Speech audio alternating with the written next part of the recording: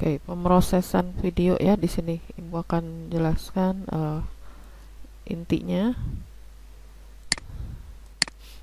Nah, jadi pemrosesan video itu berkembang sejak adanya perkembangan dari GPU ya, yang makin cepat, kemudian murah, sehingga mengakibatkan deep learning ini makin banyak dipakai untuk memproses video ya. Nah, mengapa seperti itu? Karena pada saat ini kalau Anda lihat jumlah video itu banyak sekali ya, mau di YouTube, mau di TikTok atau dimanapun, itu video-video itu banyak sekali data kita. Nah, kemudian di masa depan itu diperkirakan juga video akan mendominasi, apalagi sekarang ya, zaman online, kita dibatasi untuk keluar rumah, maka video itu jadi satu kebutuhan gitu ya. Bahkan sekolah aja sekarang kan harus membuat video ya untuk anak-anak gitu, supaya pembelajaran lebih mudah gitu ya, anak-anak lebih mudah menangkap materi kalau kita lihat video. Nah, kemudian selain video itu CCTV ya, yang kita pasang di jalan-jalan, di rumah, dan di perkantoran misalnya ya, di mall, itu juga mendapatkan input video ya, sehingga jumlah data kita itu bisa banyak sekali ya, kalau kita punya akses ya, terutama itu. Nah, miliaran video tadi itu tentunya sangat menarik untuk membangun beragam aplikasi dari computer vision ya, berbasis deep learning. Nah, mulai dari kendaraan otomatis misalnya ya, pengawasan video, pengenalan ucapan, dan macam-macam lagi. Nah, tidak lama lagi penambangan data yang selama ini kita lakukan terhadap basis data dan teks itu akan bergeser ke penambangan video gitu. Jadi data-data itu bentuknya video nantinya. Nah, ini ada beberapa topik yang biasanya menggunakan video ya. Yang pertama itu pengenalan gender, etnis, dan usia gitu ya. Karena apa? Di Indonesia saja suku bangsa kita kan banyak ya. Nah, kadang-kadang orang perlu juga untuk alat bantu gitu ya, untuk mengenali suku bangsa, gender, dan usia. Nah, kemudian contohnya kalau kita bicara dengan pria remaja Batak, tentunya beda kalau kita bicara dengan wanita lansia yang sukunya Sunda ya, berbeda jauh sekali kan, dari pembicaraan maupun nada gitu ya, tinggi rendahnya juga beda. Jadi kadang-kadang respon yang kurang tepat pada saat berkomunikasi dengan seseorang itu akan menyebabkan konflik yang serius dan tajam, kemudian meluas. Nah, itu kan bahaya. Kita sudah beberapa kali ya di Indonesia ada konflik ras. Kita tahu di Papua misalnya, itu kan menjadi masalah gitu, sehingga perlu gitu ya untuk mengatasi hal ini ya. Oke, Lodri tolong absen ya di kolom chat, ini masih setengah jalan nih Kak.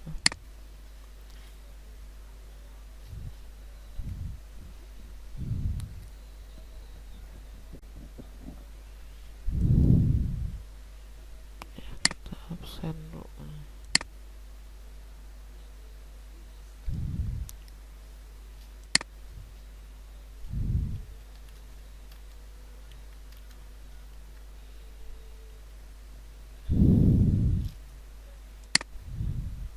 Oke, kita lanjutkan. Oke, jadi pengenalan gender, etnis, dan usia itu dirasakan perlu juga ya pada saat ini, kalau ternyata nanti etnis, usia maupun gender itu berbeda jauh gitu ya, dari sudut tata krama, kemudian nada bicara, dan sebagainya gitu ya. Nah, ada dua fitur ya, jenis fitur yang biasa digunakan oleh para ahli. Yang pertama itu ekstraksi monomodal ya. Jadi di sini satu input fitur saja yang kita pakai gitu. Nah, kemudian yang lainnya kebalikannya, ekspresi multimodal. Di sini lebih dari satu fitur. Misalnya untuk teks, audio, atau video itu biasanya kita menggunakan yang kedua ini, multimodal. Ya. Nah, tahun 2015 Lucen dan Jane ini menggunakan fitur multimodal tadi. Jadi beberapa fitur ya, dari citra wajah berupa data interval, dan juga nanti intensitas dari citra wajah untuk mengenali gender dan etnis ya. Kemudian dia menggunakan klasifikasi SPM, dan didapat nilai errornya itu 2%, kecil ya, untuk klasifikasi etnis dan 9% untuk gender. Nah, tahun 2019 Asani itu berhasil mendeteksi gender dengan SVM dan fitur multimodal dari dua ciri, yaitu audio dan video. Dia gabungkan dua itu ya. Nah, di sini didapatkan akurasinya itu 91,6%. Jadi hampir mendekati 92% ya. Nah, masih banyak juga penelitian tentang gender, etnis, dan usia ya. Nah, ini nggak usah ya, ini untuk yang kemarin. Nah, kemudian yang kedua itu video bisa untuk pengawasan video cerdas ya. Saat ini di sekitar kita, di gedung, perkantoran, kemudian bandara ya, stasiun, mall, dan sebagainya, itu kita pasang video pengawas atau CCTV ya. Nah, kebanyakan CCTV itu digunakan secara pasif dan dipantau oleh petugas keamanan. Jadi masih manual ya. Kalau petugas keamanannya ketiduran, ya tetap aja nggak kepantau gitu ya. Nah, tentu ini melelahkan dan membosankan ya untuk si penjaga gitu. Karena dia harus liatin begitu kan, kadang-kadang kelewat juga gitu ya. Nah, bagaimana solusinya? Nah, itu kita menggunakan machine learning jadinya. Nah, dengan masukkan video sistem tadi, itu sistem kita dilatih untuk melakukan pelacakan tingkah laku. Jadi kalau ada gerak yang aneh misalnya ya, gerak-gerik mencurigakan yang seperti apa misalnya gitu ya, itu kita harus latih. Apakah dia misalnya jongkok atau tangan yang ngambil-ngambil barang misalnya ya, itu bisa di-detect dengan kita latih gitu. Nah, kemudian kita bisa memberi peringatan ya, baik berupa suara atau teks misalnya, kalau ada gerakan yang mencurigakan. Nah, tentu saja ini banyak kendalaannya, karena mungkin saja gerak mencurigakan itu kan kita nggak tahu ya apa tingkah laku yang mau dilakukan gitu ya. Kemudian tantangan untuk kita juga untuk melatih si sistem kita yang seperti apa sih, yang tidak tidak normal itu yang kayak apa, yang mencurigakan itu yang kayak apa misalnya. Itu kan kita harus memberi contoh dulu ke si sistem kita gitu ya. Nah, kemudian yang ketiga adalah pengenalan ucapan secara visual. Nah, ini Ibu pernah tahun berapa ya, udah lama juga, itu bikin penelitian dengan mahasiswa untuk pengenalan ucapan, masih sederhana waktu itu, cuma huruf vokal gitu ya. Terus dilanjutkan huruf konsonan gitu ya. Kita bawakan juga dalam bentuk jurnal gitu ya. Nah, itu bisa gitu ya. Nah, di sini yang ditekankan itu pembacaan gerak bibir atau lip reading. Jadi metode komunikasi orang, misalnya kita ada di tempat yang ramai, kadang-kadang kita lihat orang bicara itu nggak kedengeran suaranya ya. Jadi kita bikin satu sistem untuk mendeteksi bahwa apa sih yang sedang dibicarakan oleh orang itu kalau ruangan kita misalnya ramai gitu. Jadi suara kan nggak kedengeran ya, keganggu oleh noise di ruangan tadi. Nah, salah satu caranya ya video tadi kita kita olah supaya kita tahu dia sedang membicarakan apa gitu ya. Nah, kemudian bisa juga kalau orangnya memang misalnya suaranya rusak, pita suaranya misalnya ya, kan berarti dia tidak bisa mengeluarkan suara yang jelas gitu ya. Nah, itu bisa juga dipakai gitu metode pengenalan ucapan ini. Jadi pembacaan gerak bibir ini itu dikategorikan dalam bidang teknologi pengenalan ucapan secara visual gitu. Ya, ini kasus yang umum biasanya orang pakai gitu. Nah, kemudian tahun 1500-an metode pembacaan bibir ini telah dipelajari orang ya oleh Pietro Ponce, ini orang Spanyol. Kemudian ada sekolah pertama yang mempelajari pembacaan gerak bibir ya tahun 1787 ini oleh psikolog Jerman ya.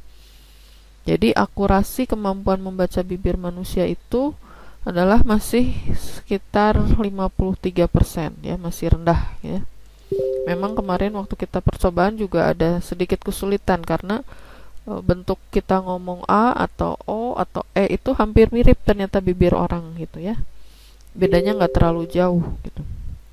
Jadi pembacaan gerak bibir ini harus ada tambahan tambahan fitur gitu ya supaya akurasinya itu lebih tinggi ya. Kita bisa menebak kata apa sih yang sedang dibicarakan gitu ya. Jadi pengenalan ucapan ini tidak terlalu populer karena yaitu akurasinya masih rendah gitu ya, 53%. Kalau yang kemarin untuk video dan sebagainya untuk gender itu kan bisa tadi sampai 90 lebih ya, 90% akurasinya. Nah, ini masih 53. Ya, kalau Anda punya metode gitu tambahan untuk bisa tahu, itu akan membuka peluang sebetulnya ya. Nah, kemudian saat ini perkembangan teknologi dan sistem komputasi untuk memungkinkan metode pembacaan gerak bibir itu lebih ditingkatkan ya. Banyak orang-orang meneliti untuk bahasa Inggris misalnya ya, bahasa Korea ya. Ini salah ketik ya. Bahasa Inggris.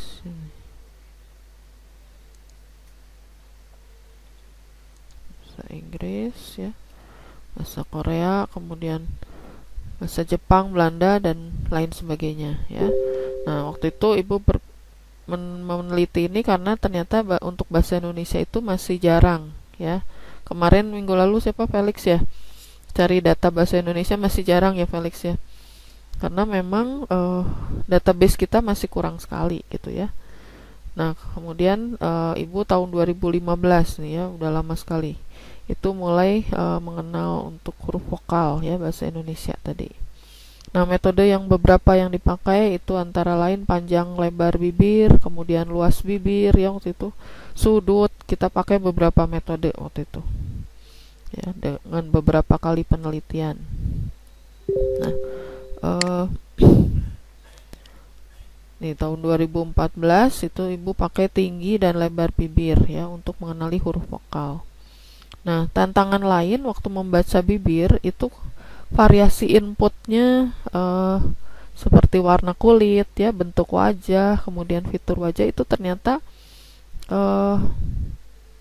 akurasinya kurang juga gitu ya. Kadang-kadang susah mendeteksi bibir gitu ya. Yang mana sih yang bagian bibir gitu ya. Zaman dulu belum booming deep learning dan machine learning ya, kita masih manual ekstraksi fiturnya. Jadi itu ternyata memang sulit gitu ya. Nah, kemarin itu kita sempat sampai bibirnya itu diberi tanda gitu ya, diberi tanda. Kemudian kadang-kadang orang disengaja suruh pakai lipstick yang warnanya beda dengan kulitnya misalnya ya, supaya kedetek oleh pembacaan otomatis gitu. Nah, kemudian ini Lin et al. Ini Lin dan teman-temannya menyatakan fitur wajah ya, itu seperti kumis, kacamata dan sebagainya, itu ternyata juga mempengaruhi waktu kita mencari daerah of interestnya, yaitu daerah bibirnya, posisi kontur bibirnya yang mana gitu. Itu kadang-kadang mempengaruhi juga ya aksesoris di muka itu. Nah, kemudian masalah lain itu adalah out of vocabulary ya. Jadi tata uh, kekayaan dari kata-kata ya, vocab itu kadang-kadang di luar kamus ya.